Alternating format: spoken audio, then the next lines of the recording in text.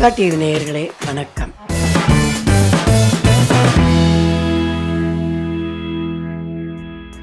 மிளகாய் சட்னி பண்ணுறதுக்கு தேவையான பொருட்கள்: வெங்காயம், தேவைக்கேற்ப தக்காளி, 2 வெங்காயம் போட்டிங்கன்னா 2 தக்காளி போடுங்க. தாளிக்கிறதுக்கு கடுகு, உளுந்தம்பருப்பு, பெருங்காயத்தூள், தனி மிளகாய்த்தூள் வேண்டிய அளவு, தாளிக்கிறதுக்கு கருவேப்பிலை, தேவைக்கேற்ப கல்லூர்.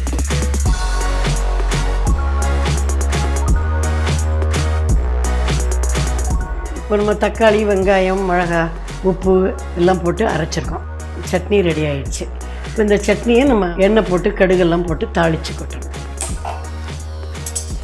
அதுக்கு சட்னிக்கு வேண்டிய ஆயில் கொஞ்சமாக ஊற்றினா போகணும். வேண்டிய ஆயில் போட்டு ஆயில் நல்லா காயணும். இப்போ நல்லா எண்ணெய் காஞ்சிருச்சு. அதுக்கு வேண்டிய கடுகு, கொஞ்சம் கடுகு போட்டு வேண்டிய உளுந்தம்பருப்பு, கொஞ்சம் பெருங்காயத்தூள் போட்டு கருவேப்பிலை,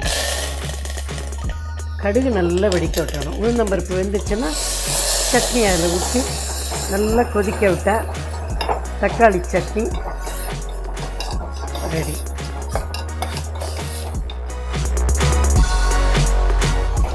நல்லா கொஞ்சம் தண்ணி ஊற்றி இது மாதிரி நல்லா கொதிக்க வச்சுட்டா மிளகா வாசனை போயிடும். டேஸ்ட்டு நல்லாயிருக்கும்.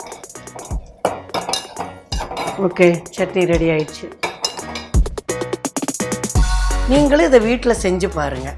இதில் ஏதாவது உங்களுக்கு டவுட் இருந்தால் கீழே கமெண்ட்ஸ் பாக்ஸில் போடுங்க. நான் உங்களுக்கு பதில் சொல்கிறேன். இந்த வீடியோ உங்களுக்கு பிடிச்சிருந்தால் லைக் பண்ணுங்கள், கமெண்ட்ஸ் பண்ணுங்கள், மறக்காமல் பக்கா டிவியை சப்ஸ்கிரைப் பண்ணுங்கள். மீண்டும் ஒரு நல்ல செட்டிநாடு டிஷ்ஷோடு உங்களை சந்திக்கிறேன்.